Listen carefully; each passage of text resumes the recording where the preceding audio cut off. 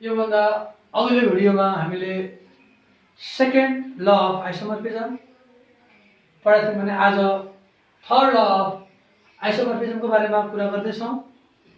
Third law of आइसोमर्फिजम पनि हाम्रो first आइसोमर्फिजम थ्योरममै depend भएको छ। यसमा अलिकति स्लाइड केही कुराहरू चेन्ज भएको छ। यसमा दुईटा सब ग्रुप आएको छन्, दुवै नर्मल छन्। एउटा नर्मल सब ग्रुपले अर्को नर्मल सब ग्रुपलाई कन्टेन गरेको छ। अलिकति केही कुरा हेर्दाखेरि कम्प्लेक्स देखिए पनि सजिलो छ। बुझ्नुपर्ने हाम्रो के हो त, फर्स्ट फन्डामेन्टल थ्योरम अफ होमोमर्फिजम अर्थात् फर्स्ट आइसोमर्फिजम थ्योरम है। सबै भिडियो हेर्नेहरूलाई म के कुरा जानकारी गराउँछु भने हरेक मोडर्न अलजेब्राका हरेक थ्योरमहरू म युट्युबमा हाल्दै जान्छु। नयाँ भिडियोहरू हेर्नको लागि तपाईहरुले यो च्यानललाई सब्स्क्राइब गरेर त्यसको नजिकै रहेको बेल आइकनलाई थिच्नु होला, जसले गर्दा नयाँ भिडियो अपलोड हुने बित्तिकै तपाईलाई त्यसको नोटिफिकेसन आउँछ। स्टार्ट गरौँ आजको नयाँ थ्योरम अर्थात् थर्ड ल अफ आइसोमर्फिजम। यो माथि स्क्रिनमा भनेको कुरालाई मैले यहाँ बुझाउन खोज्दैछु। जी ग्रुप छ, जी एउटा ग्रुप हो।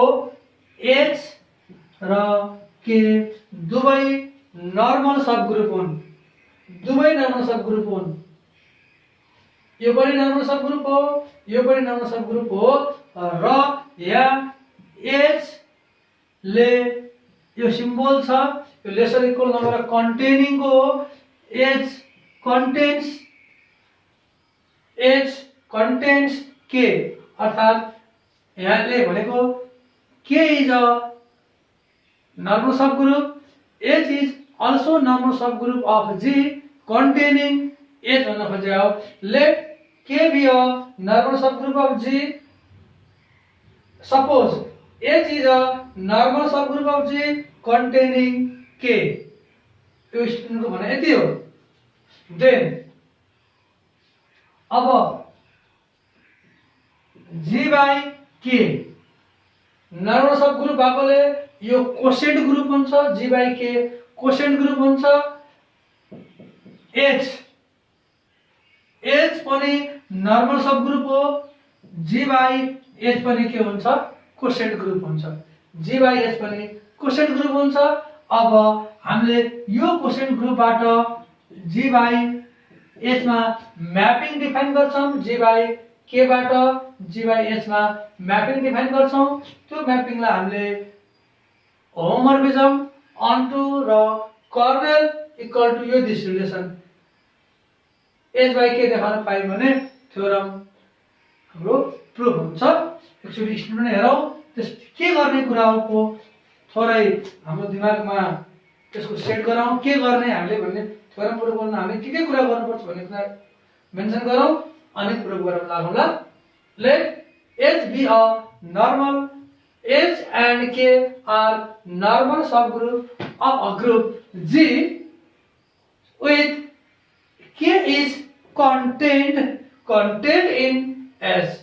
Then this group is isomorphic to G by H. G by K upon H by K is isomorphic to G by H. यसलाई अर्को तरिकाले भनौं, K is a normal subgroup of G. K is a normal subgroup of G and H is normal subgroup of G containing K. यहाँसम्म भयो। माथिको भनाइ र यहाँसम्म भनाइ एउटै कुरा हो। Then this relation holds. हामी यसलाई फेरि केसँग कम्पेयर गरौँ त, हाम्रो कम्पेयर गर्ने फर्स्ट आइसोमर्फिजम थ्योरमसँग कम्पेयर गरौँ। त्यसले हामीलाई के सजिलो गराउँछ।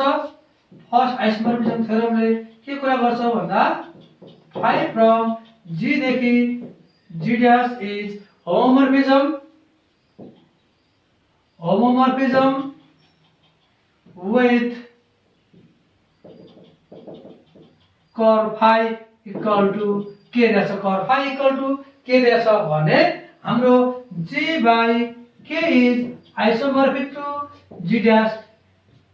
यो कुरा हाम्रो फर्स्ट आइसोमर्फिज्म थ्योरमले भन्छ, अर्थात् फर्स्ट फन्डामेन्टल थ्योरम अफ होमोमर्फिज्मले भन्छ। हाम्रो अघिल्लो भिडियोमा छ है, त्यसलाई खेल गरौँ।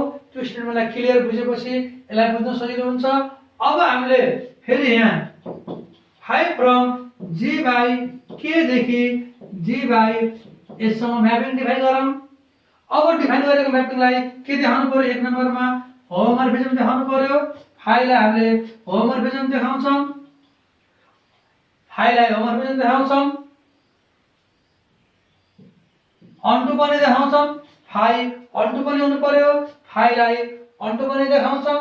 र अब यहाँ जी बाई के कर्नेल, यो त के भनेको कर्नेल हो भने अब जी बाई के अलरेडी छ, यो अप्परलाई कर्नेल देखाउनु पर्यो। एच बाई के लाई kernel of Faima H by के लाई के देखाउनु पर्यो त?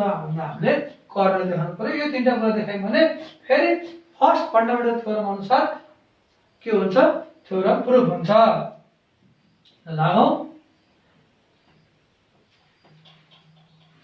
प्रुफ त लागौँ है।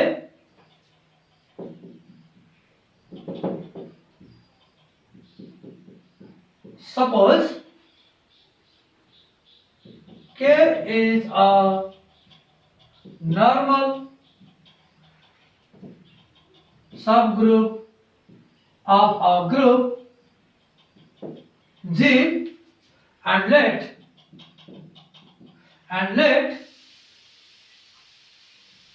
F is a normal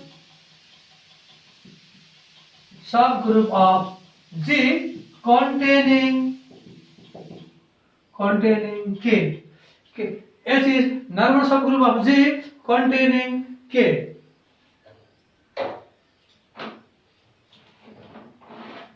Containing K.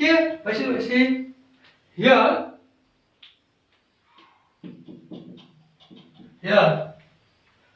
K is normal subgroup of G, so that त्यसैले के हुने भयो त? G by K कस्तो ग्रुप हुने भयो? कोसेट ग्रुप हो। is a quotient group. Quotient group. Also, S by K. दुवै नर्मल छन् हो, S by K. यो पनि नर्मल छ, G मा यो पनि नर्मल छ भने यो is normal, यो normal subgroup of कसको त? H by K चाहिँ G by K को, G by K यो normal subgroup हुन्छ। अब हाम्रो define a mapping, define a mapping five from कहाँबाट? G by K देखि G by K देखि G by H by the formula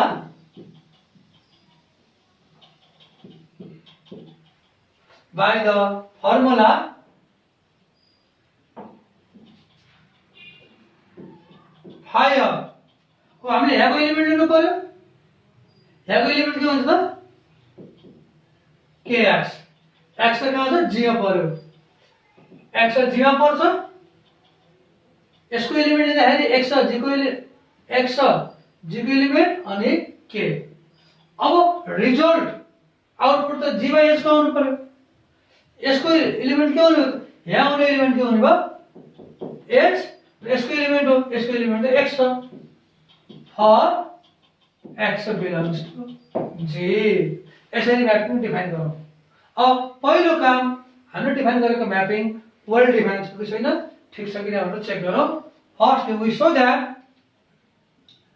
phi is well defined.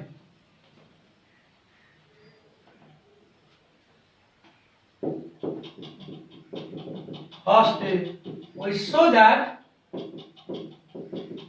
phi is well defined.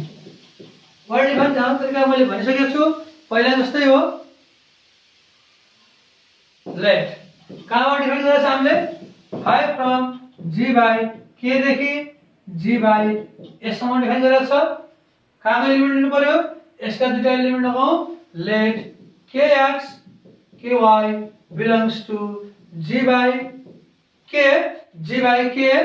for x y belongs to g, for x y belongs to g, such that हामीले word define ध्यान तरिका पहिले पनि गरिसकेका छौं. kx equal to ky, kx equal to ky, xy belongs to g भयो. अब यो कुरा भइसकेपछि यसलाई kxy इन्भर्स इक्वल टु के भन्न पाइयो? y को इन्भर्सले दुवैतिर अपरेट गर्ने from the right, which implies के भनेको के हो त? नर्मल सब ग्रुप हो, सब ग्रुप पनि हो. x y inverse belongs to k, किनभने k x equal to k if and only if x belongs to k. यो कन्डिसनले पहिला पढेका छौं है. अब k लाई s ले कन्टेन गर्छ, k लाई s ले कन्टेन गरे भएर हामीले kx inverse belongs to s, किनभने k is contained in s, k is contained in s. यो कुरा गरौँ. अब s नर्मल सब ग्रुप हो, नर्मल सब ग्रुप हो. यो रिलेसन युज गर्न पाइयो.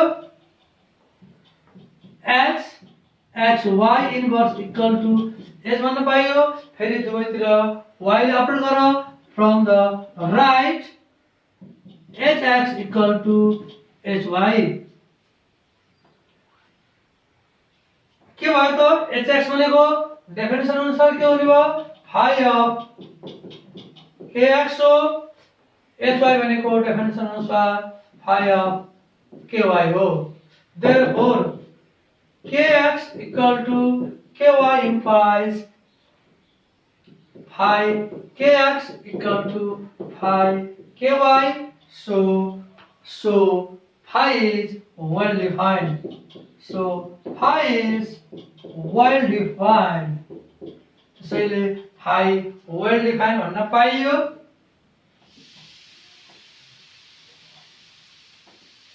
phi well defined छ.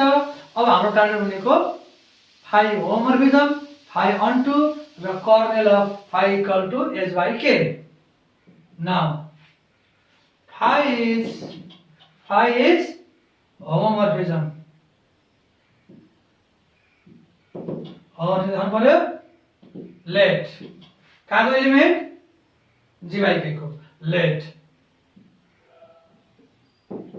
kx ky belongs to g by k or xy belongs to g. Then phi of kx ky equal to phi of kx ky equal to के भन्न पाइयो? phi of kxy भन्न पाइयो. अब phi को definition अनुसार के हुने भयो? h xy हुन्छ. h अब h सब ग्रुप पनि हो और नर्मल सब ग्रुप पनि हो. ल hx hy भन्न पाइयो. hx भनेको phi of kx, hy भनेको phi of ky भन्न पाइयो. अब यो हिसाबले के देखियो त यहाँ? phi kx ky equal to phi kx phi ky हो. So phi is homomorphism. त्यसैले phi is homomorphism. नंबर 2 मा देखाउनु पर्ने कन्डिसन के छ? phi लाई onto देखाउनु पर्यो. phi onto हुनु पर्यो. नंबर 2 मा phi is onto. phi onto देखाउनको लागि के गर्नु पर्यो हामीले? अब g by h बाट एलिमेन्ट लिनु पर्यो. let हाम्रो phi from के जी बाई के देखि जी बाई यसमा डिफाइन गरेको छ। त्यसले अन्टु को लागि यहाँबाट एलिमेन्ट चुज गरे मैले। Let hx belongs to g by h for x belongs to g, x belongs to g। अब x g मा पर्छ भने then for x belongs to g, x g मा पर्छ भने kx कहाँ पर्छ त? kx belongs to g by k। x g मा पर्छ भने kx त g by k मा पर्ने भयो। then by definition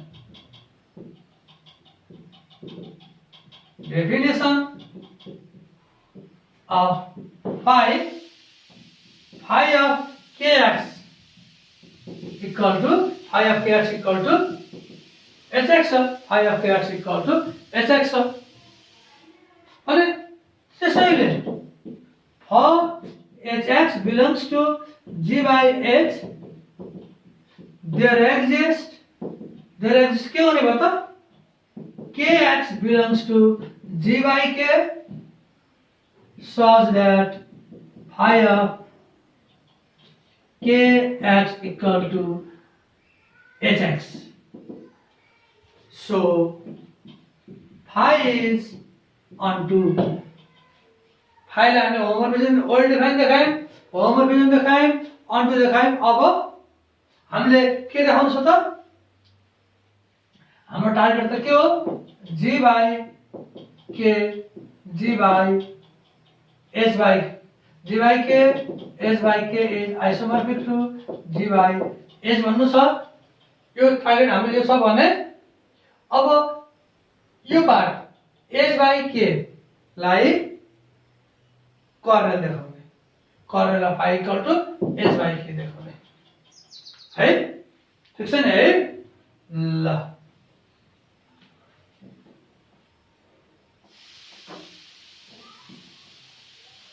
तीन नंबर में देखाउनु पर्यो। नंबर थर्ड में h by k is equal to cor phi, kernel of phi में देखाउनु पर्यो। अब कर्नेल सबभन्दा हाम्रो यसलाई ख्याल गर्नु फेरि g by k देखि g by h मा डिफाइन गरेको छ। यसको एलिमेन्ट लगेर इमेज यहाँ पर्ने हो। अब यो सेटको यो क्वोशिएन्ट ग्रुपको आइडेन्टिटी एलिमेन्ट के हो त्यो थाहा पाउनु पर्यो। यो ग्रुपको यो क्वोशिएन्ट ग्रुपको आइडेन्टिटी एलिमेन्ट के हो त? s हो। यसको त्यही भएर मैले लेखे यसको लागि the identity element of the quotient group g by h is h, g by h is h होने को। So for x belongs to kernel of phi implies phi of kx equal to h होने भयो। phi of kx equal to h होने भयो। h identity element हो। यदि kernel of phi भने बित्तिकै kx equal to kx त यहाँको एलिमेन्ट हो h होने भयो। अब यदि आइडेन्टिटी एलिमेन्ट h दिन्छ भने यसको रिभर्स पनि त के हुने भयो त? यो एलिमेन्ट यस्तो गरेर कति बेला अलि सजिलो हुन्छ बुझाउन। for x belongs to g implies kx belongs to g by k गरेर यो वर्ड सजिलो होला। मैले एलिमेन्ट सिंगल एलिमेन्ट गरेको थिएँ। kx belongs to g by k गरौँ। then phi of kx equal to identity भयो भने त kx belongs to g by k छ x यसलाई अझै क्लियर गर्नको लागि देन ठीक छ यसरी गरौँ ल then x belongs to kernel of phi implies x of kernel of phi kx belongs to kernel of phi भयो भने kx belongs to kernel of phi भयो भने phi of kx equal to h हुन्छ identity element दिन्छ यदि identity element दिने बित्तिकै image phi ले kx को इमेज आइडेन्टिटी दियो यदि कुनै पनि एलिमेन्टको इमेज आइडेन्टिटी हुन्छ भने त्यो एलिमेन्ट कहाँ पर्छ कर्नेलमा पर्छ kx कर्नेलमा पर्छ भने त्यसको इमेज आइडेन्टिटी हुन्छ आइडेन्टिटी एलिमेन्ट इमेज दिने प्री इमेजहरु कर्नेलमा पर्छन् फेरि यदि कुनै एलिमेन्ट कर्नेलमा पर्छ भने त्यसको image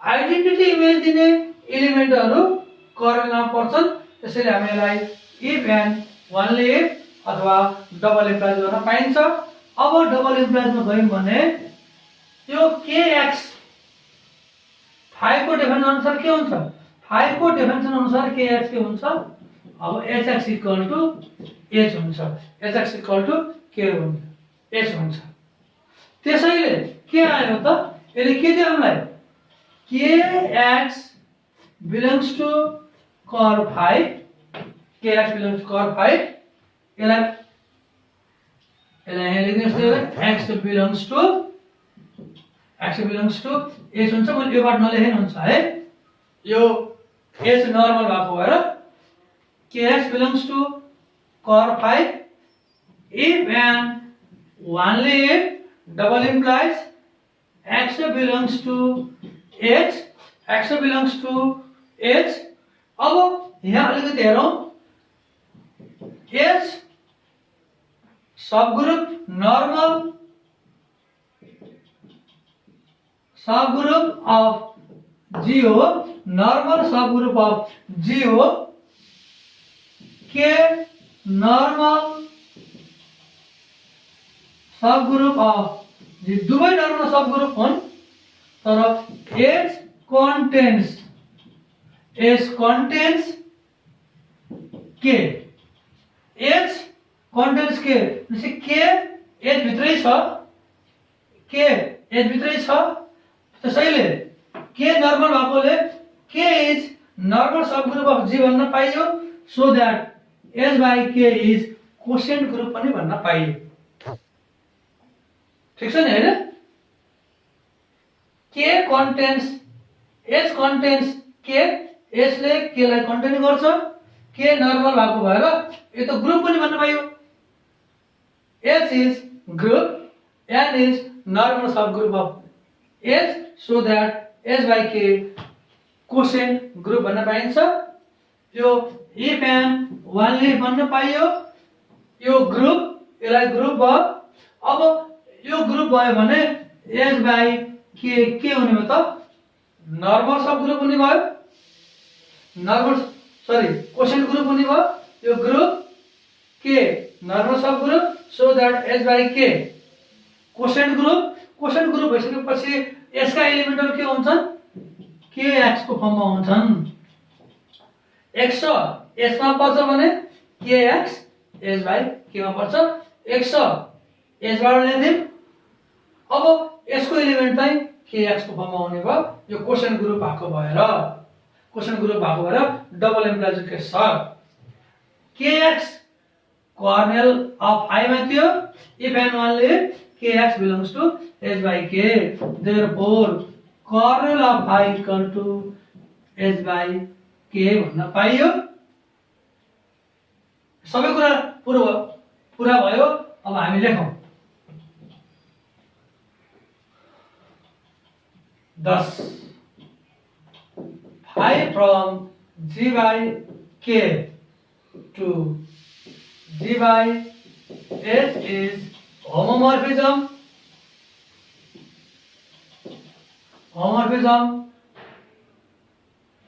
of G by K onto G by H with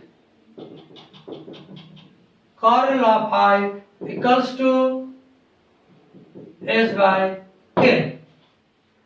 Then by first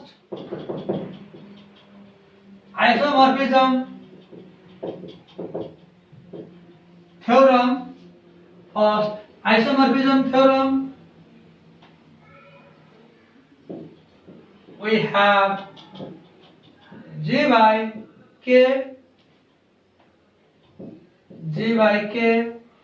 S by K is isomorphic to G by H proved. Hello, अब next video next theorem लिएर आउँछु. Thank you.